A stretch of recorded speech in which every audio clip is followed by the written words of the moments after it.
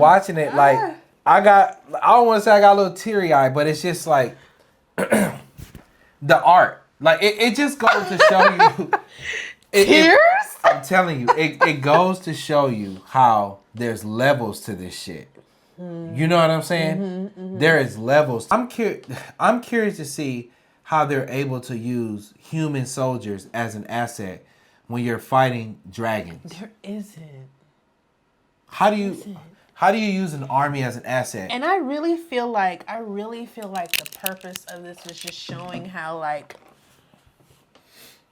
disposable regular people were. You talking about because you weren't highborn, you weren't And there's this huge war and people are dying over a chair. It's artistry. I mean, you're looking at people making, we always talk about movies and, adaptions and TV shows and stuff like that. And we joke around, but really we're watching an art form, many art forms in one. And you got to respect that. The people who do the lighting, the sound, the rigging, the effects. Hello and welcome to the new Watchers on the Wall. Incredibly excited to be watching the trailer for the new season of House of the Dragon. Now, I saw some of it and I stopped it and I paused it because I said I want to watch it live and in action with you and for us to discuss it. What I saw so far, outstanding. Let's go ahead and play it. You now have a power no man has ever wielded.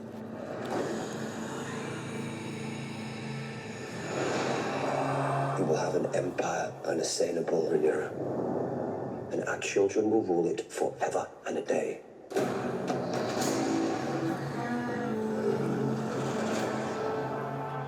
All that remains is for you to decide what you want from this war.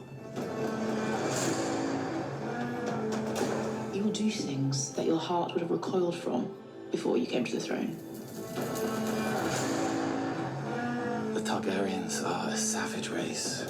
We act with holy purpose to restore a rightful king. I'm going to kill my brother or die in the attempt. Draw your sword.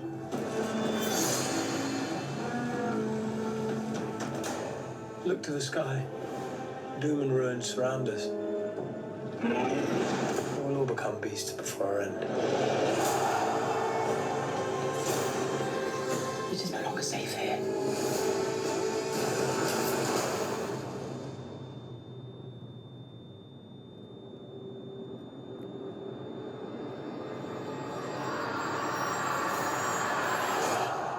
There will be no doubt who the gods have chosen to rule.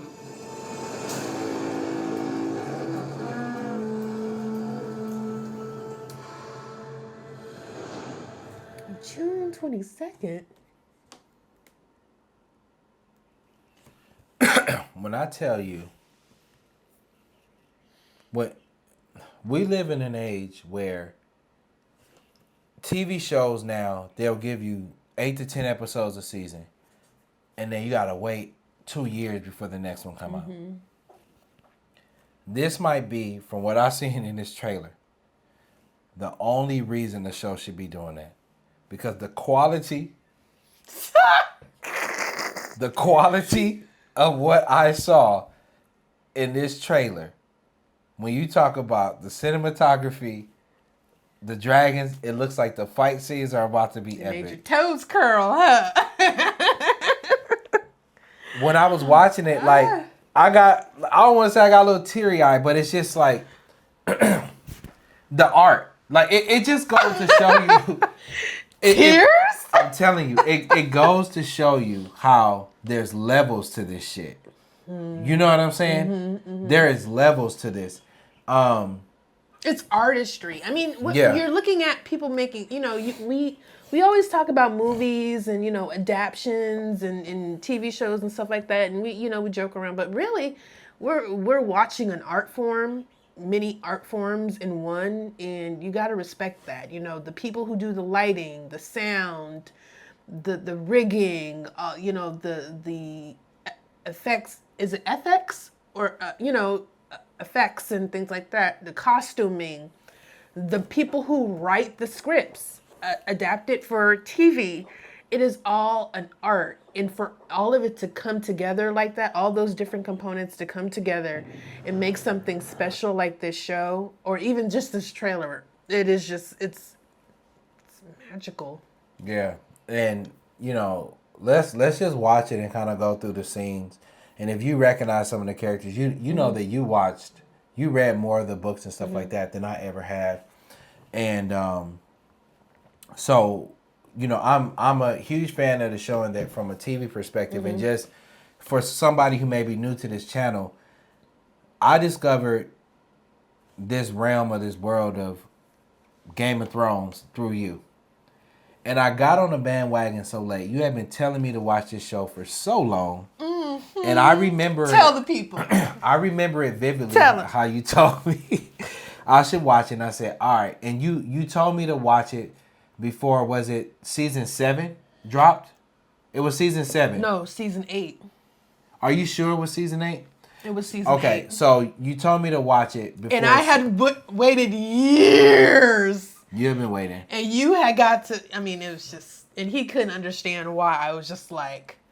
Yeah. And it's amazing because I literally watched all 7 seasons over Christmas break. And he was like, what is this? And then got into season 8, But the thing is about the whole situation, I enjoyed it so much that I literally watch Game of Thrones every day. Almost every day. I watch an episode, and then I just rewind it when it gets to season 8. I just started over. Listen, you weren't with the original fandom. You wasn't with the shooting in the gym. So you can't shit on season 8 like I can shit on season 8. So not too much. Not too much. Not too much. You right.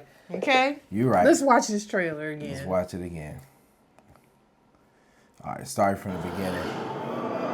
Do you know how to power no man has ever wielded?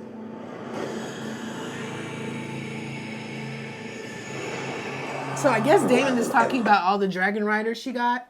Yeah, all the Dragon Riders you got. Because she got, what, was 3, 2? 3 additional ones. 3, the dragons okay. are getting bigger. And then he's probably also referring to... only 2.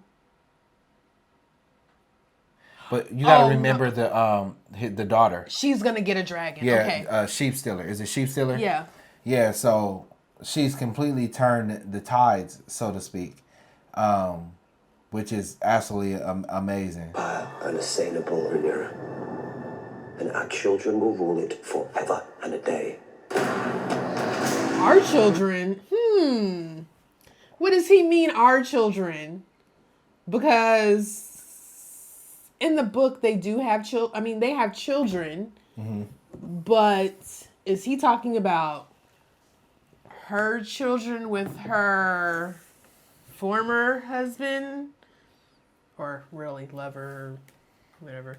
Or is he talking about their children together? I just took it as he's just saying the family in general, maybe. Nah, with Damon, it's always more. It's always more. But you got to remember, it seemed like he had a change of heart last season. Because look at how all of that stuff he went through. I don't know. Maybe it is a red herring because it cuts to Rhaenyra turning back and looking at her son, Jace. So yeah. Then we see it looks like a fight scene. And then they're on the ship. So this looks like it might. What is that battle that they had at the sea? It's for you to decide what you want from this war. I can't remember. Then, so that's one thing I'm looking forward to seeing because we got a chance to see dragons fighting in the air. But what does it look like to have war where you got ships in the water? Because to me, it's like you're incredibly vulnerable to the dragons. Unless at that time, did they have, what were those giant arrows that they used to shoot down the dragons? Catapults. Not the catapults. Those things that and Euron Greyjoy used. Yeah. Because I'm like, you're literally... Scorpions. You're literally a sitting duck when you're on a boat like that. At least like if you're fighting a dragon on land, you could try to get on horseback and run. I don't think they had it like that. I don't think they had. I don't know. But if because Carrion, the Maester is the one who came up with that, right? I believe. Which man? You talking about in Game of Thrones? Yeah. But you got to remember, if I recall correctly, he said that he went back and was reading the old books on how they created the scorpions to fight the dragons. Yeah, it'll be interesting, and that's why even Christian Cole, you can see that they're sticking to the what do you call it?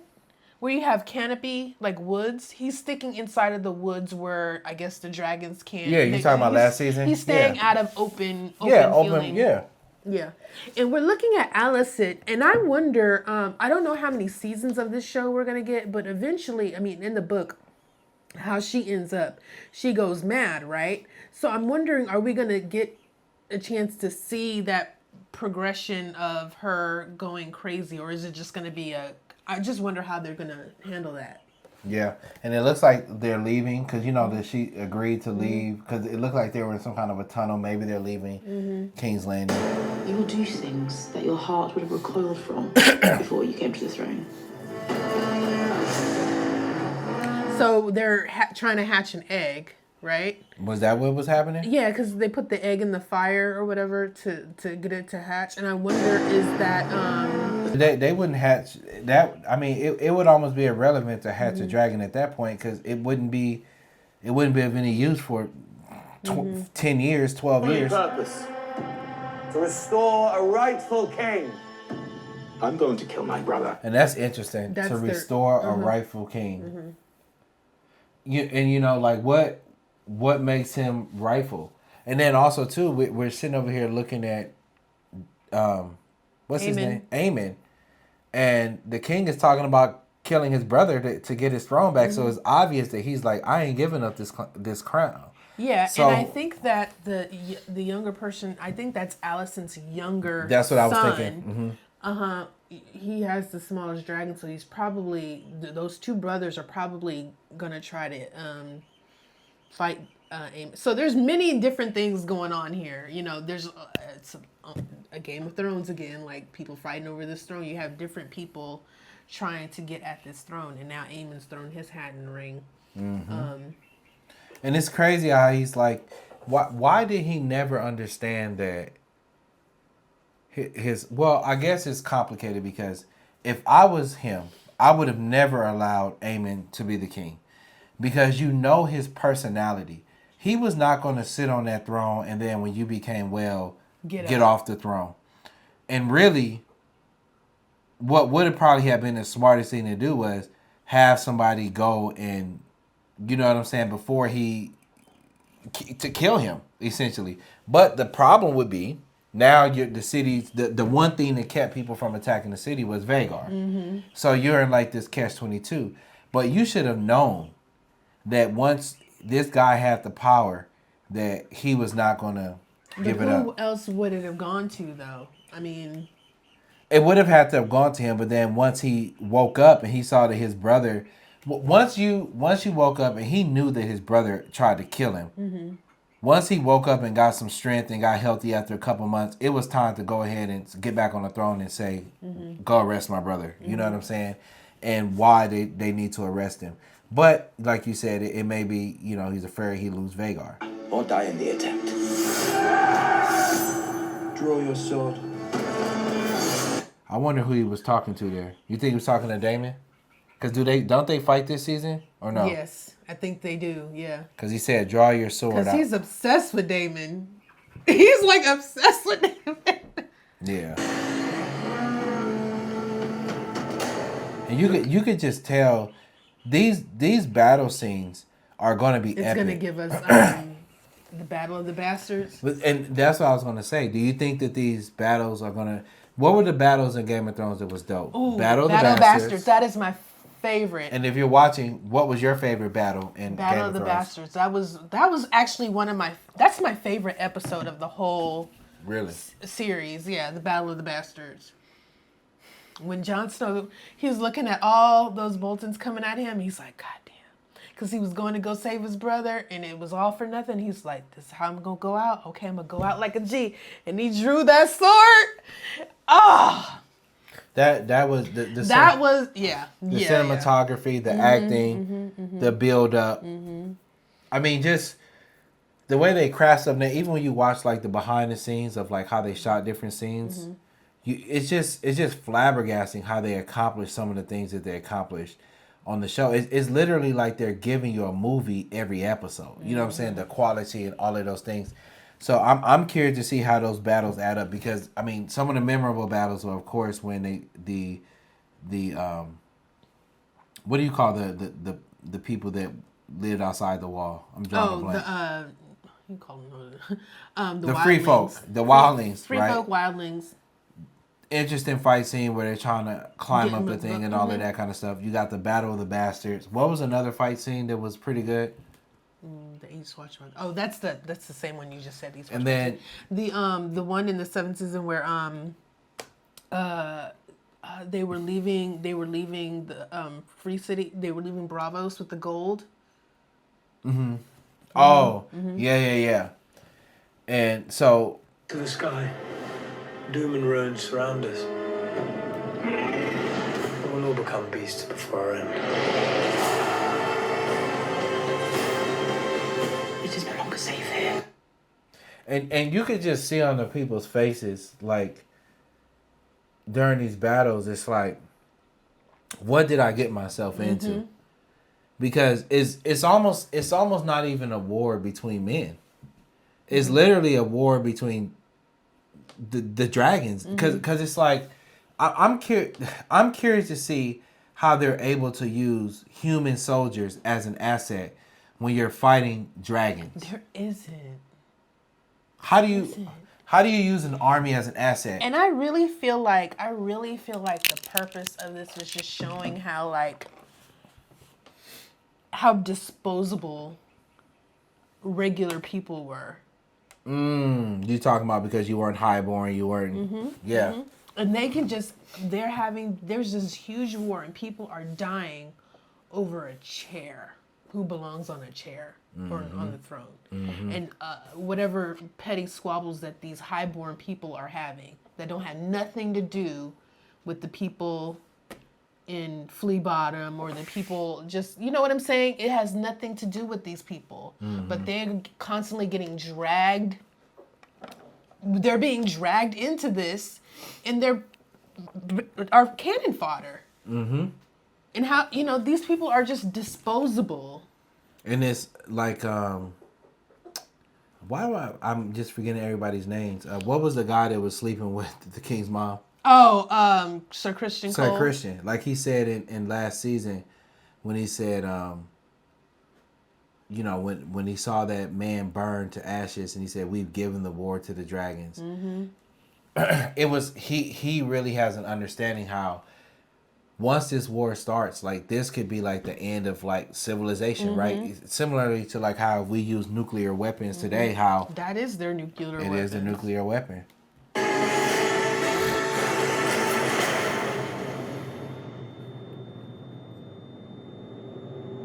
Fight scenes look so epic. I wonder what Renee was crying over. about. Let me rewind that. What is she crying over?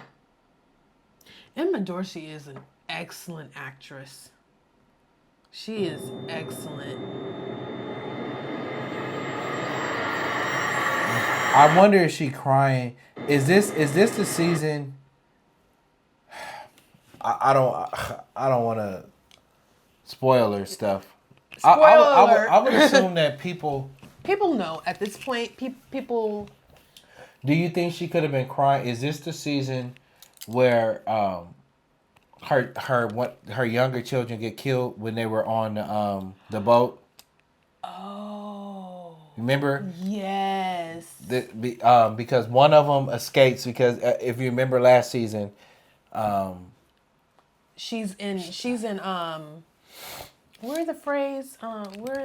Where are the Freys from? She's with the Freys. And she left.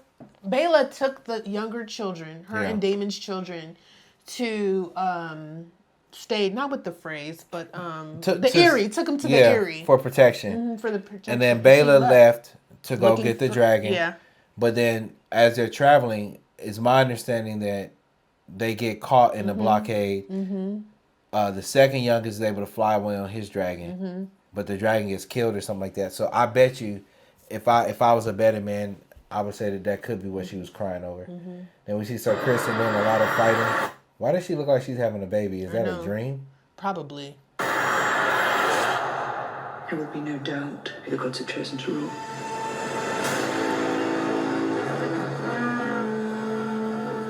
I wonder where is Corlys, his bastards or whatever. Why we didn't see them in his dragon. One of them was there. The older brother, not the one who took. Because I don't think they want to give away too much. Just like they didn't show us a whole lot of Bela and her dragon.